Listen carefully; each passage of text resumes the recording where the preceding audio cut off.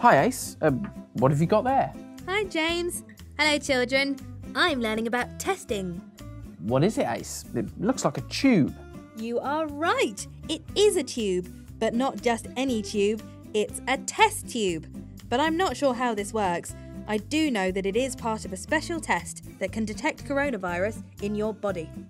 I think I have some information here about the test tube that you're holding. Really? What does it say? Is it a bit like a school test where you have to answer questions and see how many questions you can answer correctly so you can beat coronavirus? Well, I guess it's a little bit like a yes or no test. This test helps to detect coronavirus in our saliva. Saliva? Is that another word for spit?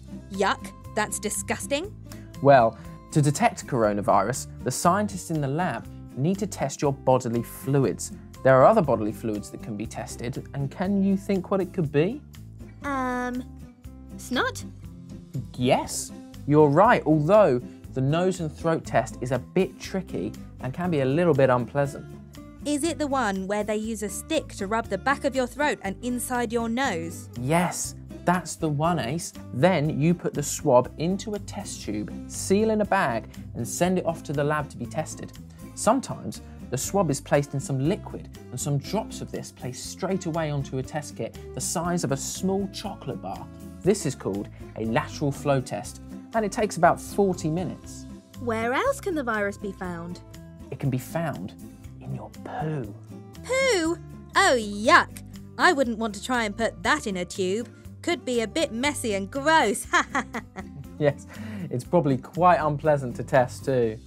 There is another bodily fluid I know. Blood.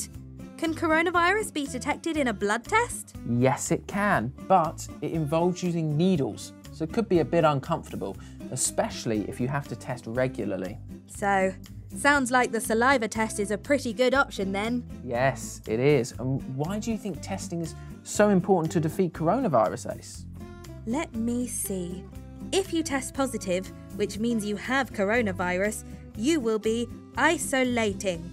That's a new word I learnt. It means you do not see anyone who doesn't live in your house. And that means you can't pass the virus on to anyone. You stop the virus in its tracks. So you win and the virus loses because it can't do what it wants to do. Use you to pass it on. That's a very good way of explaining it, Ace. As you know, some people don't feel poorly at all when they have the virus, but can still pass it on to someone else.